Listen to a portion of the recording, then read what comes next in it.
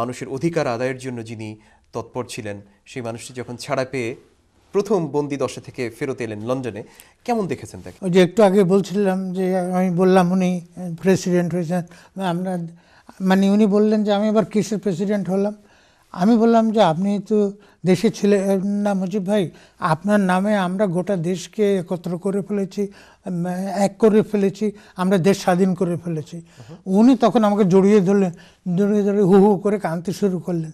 আমিও কাঁদছি প্রায় 20-25 মিনিট পর্যন্ত। উনি আমাকে জড়িয়ে আছেন, আমার এমনকি আমার নিঃশ্বাস নিতে কষ্ট হচ্ছে। আমার হাতে টেপ রেকর্ডার আমি অন করতে পারছি না, পুরোনো আমলের টেপ রেকর্ডার।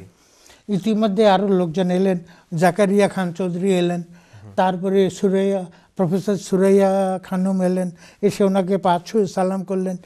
তো উনি সকলকে কেমন আছিস কেমন আছিস, কিন্তু আমাকে যে ছেড়ে দিতে হবে ওনার ধারণা কুলোচ্ছে না, সেই সেন্স কাজ করছে না। তারপরে যাক আমরা ধীরে সুস্থে ওনার পাশে বসলাম, মানে গল্প গুজব করতে করতে উনি বললেন যে মুক্তিযুদ্ধ হলো কীভাবে হলো।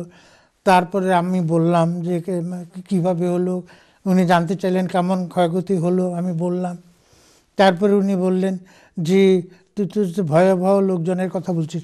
উনি বললেন যে কত লোক মারা গেছে রে। আমি বললাম যে মারা গেছে তো কোনো হিসাব কেউ করেন নাই, তবে বিভিন্ন মিডিয়া থেকে ওই যে বিদেশি পত্রিকাগুলো যাচ্ছে, ভারতীয় সাংবাদিকরা খবর দিচ্ছেন, সব মিলে আমরা এখানে যে আন্দোলন করছি, আবু সাইদ চৌধুরীকেও আমরা বলেছি, সেই আমরা সাংবাদিকদের মোটামুটি বলেছি এই পর্যন্ত প্রায় 3 লাখ বাংলাদেশি মারা গেছে। যাই হোক, পরে উনি বলেছিলেন ইয়েকে, ডেভিড ফ্রস্টকে 3 মিলিয়ন। আমার মনে হয় যে লাখে এবং মিলিয়নে উনি তো একটু উদ্ভ্রান্ত ছিলেন, একটু ভ্যাবলা গোছের ছিলেন প্রায় বলতে গেলে। কেন কোন দিকে তাকাচ্ছেন কী ভাবছেন বোঝা যাচ্ছিল না।